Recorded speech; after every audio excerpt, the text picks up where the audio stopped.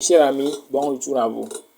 Maintenant qu'on a vu comment afficher les résultats, je vais vous montrer comment faire en sorte que les résultats ne puissent pas s'accumuler à chaque fois quand on clique sur afficher. C'est bon. Les gars, j'ai lancé une formation qui va débuter ce 2 février.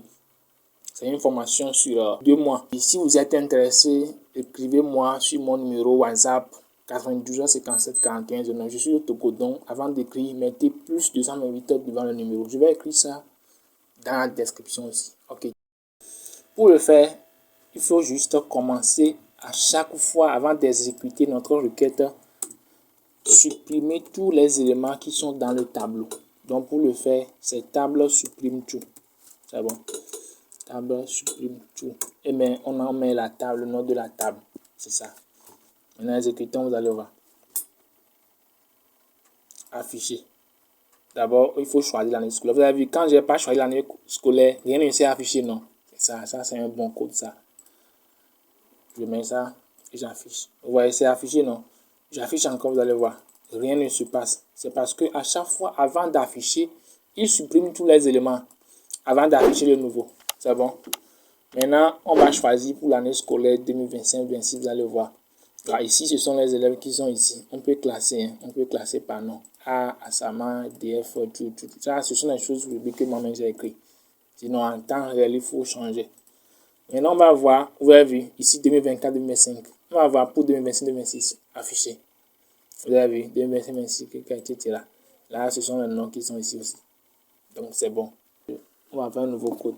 Et le code là va nous permettre d'afficher les élèves par année scolaire et par classe. Vous avez compris. C'est-à-dire, on vous demande d'afficher les élèves de l'année scolaire 2024-2025, mais qui sont dans la classe 6e A par exemple. C'est bon, ça veut dire que dans cette requête, nous allons mettre la condition sur 2 éléments. Tout d'abord l'année scolaire et le deuxième sur la classe. Pour le faire, c'est aussi simple. On peut recréer une nouvelle requête. Ou bien, si vous êtes fort comme moi, vous allez utiliser la même requête pour effectuer les 2 actions. Pour le faire, c'est ça. Je vais vous montrer la manière que moi j'utilise. Je fais les 2 requêtes dans la même requête. Il faut venir ici.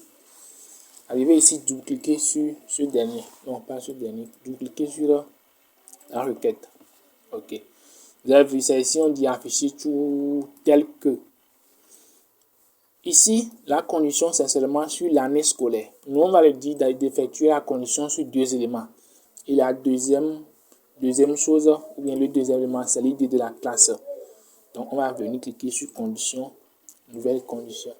Donc, on va le dire, il n'a qu'à fouiller dans la liste là où l'idée de la classe est égale au paramètre id classe. Et le paramètre là, comme on avait fait précédemment, on va aller donner ce paramètre dans le code. C'est bon? Oui, ça c'est bon. J'enregistre, je reviens sur la liste des élèves. Ok. J'ouvre ici.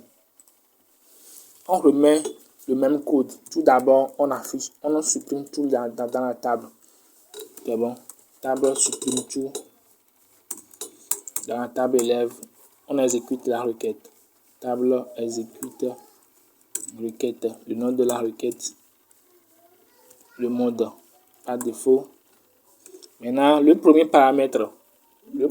C'est l'année scolaire, n'est-ce pas? Donc, on remet exactement ce qui était là-bas. Combo scolaire, point, valeur affichée. Maintenant, le deuxième paramètre qu'on vient de mettre, ça, c'est la classe. Donc, on vient de le dire aussi. Combo classe, point, valeur affichée. C'est bon? Et là, on commence. Ashley premier. La requête, élément de parcours, requête, année scolaire, point, l'idée de l'élève. C'est bon. Eh bien, tout ça, mais je vais copier, c'est mieux. Je vais copier, comme ça, je vais coller prochainement. Ok. On ouvre la boucle tant que pas H en dehors. C'est-à-dire tant que les éléments ne sont pas finis dans la requête, il n'a qu'à faire ce qui suit. Premier, table ajoute. Il n'a qu'à ajouter. Bon, j'aimerais aller copier, mais je n'aime pas copier souvent. Je préfère l'écrit. Table élève. Maintenant, on va mettre le premier élément. C'est le numéro. C'est bon. Donc, requête année scolaire. Point. L'idée de l'élève. Maintenant, plus tabulation pour aller sur la colonne suivante. On remet requête. Point. Le nom. Plus tabulation. Plus requête. Toujours maintenant la classe. L'idée de la classe. Plus encore tabulation pour mettre le dernier élément. Point. L'idée de l'année scolaire. Et c'est fini. Maintenant, on va afficher. Table, affiche. Table, affiche. Table élève, table courant en règle. Et après ça va finir, il faut lire l'élément suivant. H-lit suivant. Parce que si on ne lit pas l'élément suivant là, vous allez lire, vous allez voir ce qui va se passer. Allez essayer ça chez vous. J'ai pas le temps de faire ça actuellement. Mais si vous ne le faites pas, c'est que ça va ajouter le même élément plusieurs fois. C'est bon. Si par exemple, la requête a trouvé par exemple 5 résultats, si on ne met pas H-lit suivant, s'il trouve le premier résultat, il va l'ajouter. Deuxième résultat, au lieu de venir en bas, il n'ira pas en bas, mais il restera encore sur la même ligne. Il va ajouter la même chose, genre le premier élément, jusqu'à 5 fois. Ok, on a fini. Là, on va exécuter. Tout d'abord, on choisit l'année scolaire et on choisit la classe. Et on clique sur afficher. Tadam! Voilà. C'est facile de développer avec une dev, quoi. Plus rapide, non. Et la requête, là, on l'a fait en moins de 10 minutes.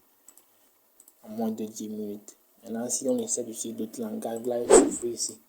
Vous voyez, il n'y a pas d'élèves en 6e B dans l'année scolaire 2024-2025. Je vais choisir 5e pour voir. Ok, en 5e, il y en a. Maintenant, allons sur 2025-26. Affiché. Il n'y a pas d'élèves en 5e dans cette année scolaire. Ici, oui.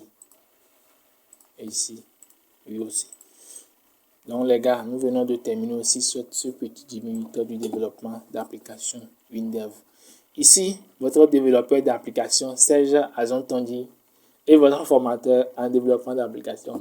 Les gars, j'ai lancé une formation qui va débuter ce 2 février.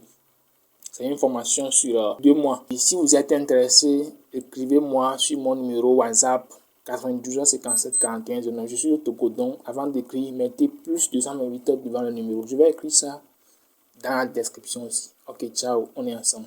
Et là, je vais vous envoyer la fiche. Bye.